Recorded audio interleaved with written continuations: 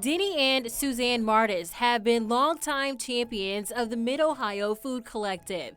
They volunteer and make generous donations every year. There's a quote in, I believe, the book of Luke, "To whom much is given, much is demanded." We try to think of that. We've been blessed in many, many ways. Their fathers instilled in them a passion for giving.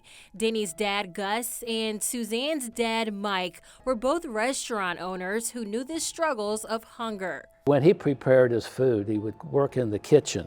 He had a pretty large kitchen and he had a small staff. The kitchen was next to an alley, so people would occasionally needed something. And he would graciously knew what they needed, what they wanted, so he would help out from time to time when he was able to help someone that was in need.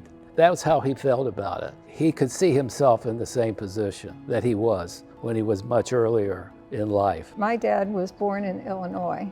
He and his brothers, they were like Denny's father. If someone went in and they were in need, they always were willing to give them food, a few dollars, whatever people might need. They were very concerned about them because my dad had been hungry, his siblings had been hungry, and they knew what it was like, and they didn't want anyone else to suffer the way they did. The couple says food banks didn't exist back then. Instead, their dads were the food banks. Both dads lived during the Depression. That was 10 years long.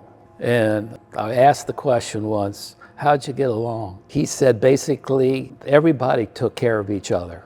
That was it. The Mardases believe it should still be that way today. There is no excuse for a person to go hungry, none. We hope someone who's watching this will decide to dig just a little deeper and make a donation to help feed some people who are hungry. When you think about it, the work's not going to go away. I mean, we have a lot of challenges right now. Number one in this community is, affordable housing for a lot of people. They're paying 50, 60, 70% of their income on their rent.